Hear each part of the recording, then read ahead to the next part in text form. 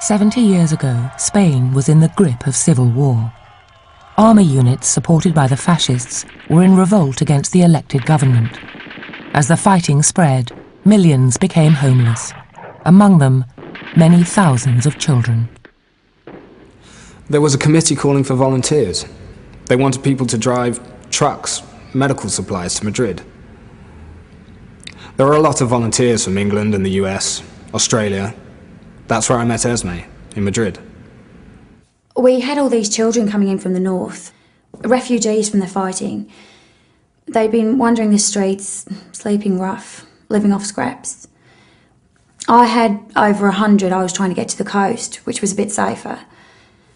And I met Eric.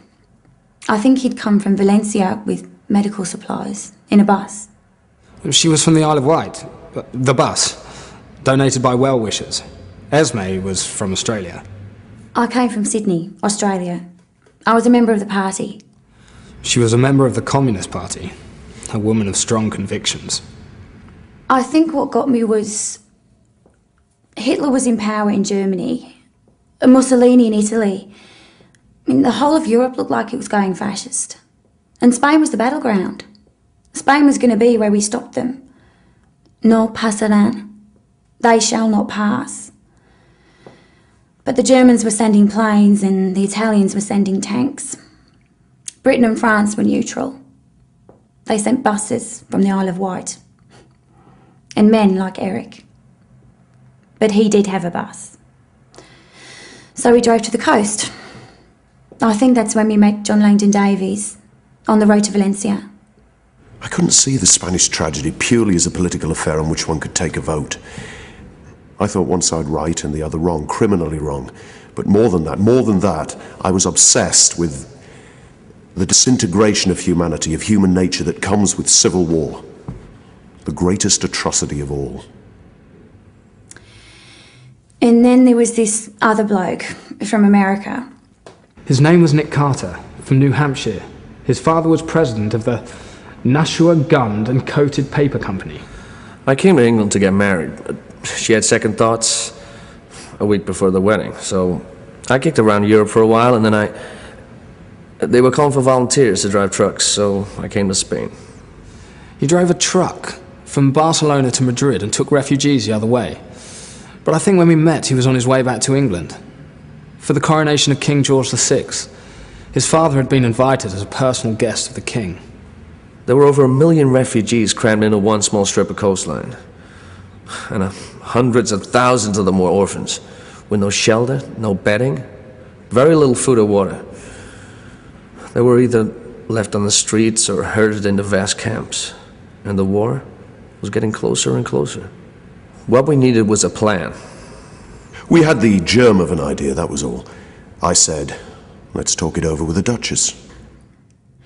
Catherine Marjorie Stuart Murray, Duchess of Atholl.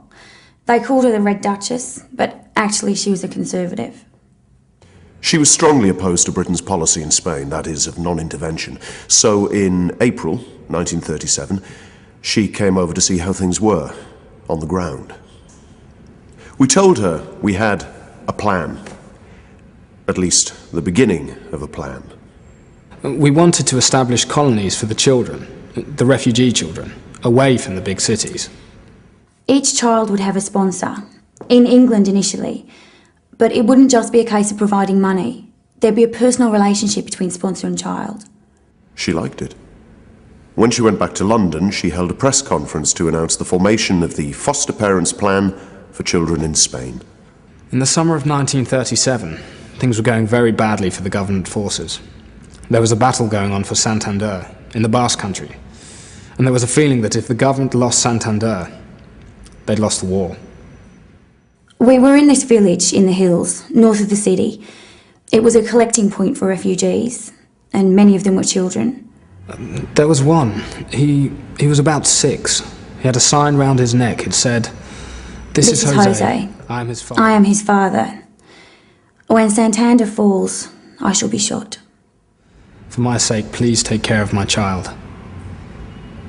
We'd raised enough money for 2 children's colonies in Catalonia, and they'd asked me to run one of them, in the mountains near the French border. It was a chateau owned by some rich Catalans and confiscated by the government. It was a gloomy kind of monster of a building, but Nick and the kids, they did wonders with it. They painted it, they had pictures on the walls, photographs, they even had shows in the theatre. Nick worked wonders. He had a real nose for a bargain. He'd work the markets, always finding the cheapest stuff. In one place, he found 12 tons of potatoes, still in the ground. John came to visit and to write a report, and the children, they all knew what he was there for, and they all crowded around asking about their sponsors in England. Some of them had letters. We had a girl from Madrid, Enriqueta, who translated every letter sent by the sponsors, and she gave the typed translation to the children. They used to read the letters aloud to each other. I spoke to one boy, a boy of 12.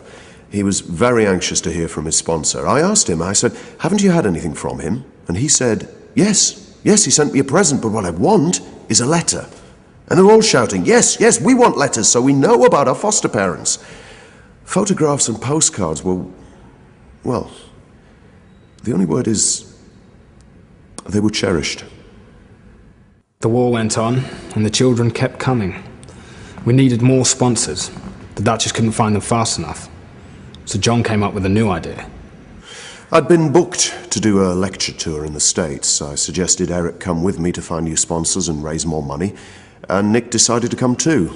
He said his father had some rich connections, and he could be more use there than in Spain. I met a crowd of Dad's friends at the Exchange Club in Boston. They said, well, we got problems of our own. It was just after the Depression, not a good time to ask for money. I said, look, things might be bad in America, but kids aren't being mown down by machine guns. They're not starving. They had a friend. That's what really excited them. The idea that they had a real friend in another country who cared about them. I think this was what really moved the people in America. The idea of a personal relationship. I think this was when it really began to take off. The war was over. The fascists had won. We decided we had to get the children out. We led them across the border into France. All 300 of them. A long crocodile like a school outing, climbing over the Pyrenees. So that's how it began. They were the first. Today, Plan International works with children and their families and communities in more than 60 countries around the world. It reaches over 11 million people. But they were the first.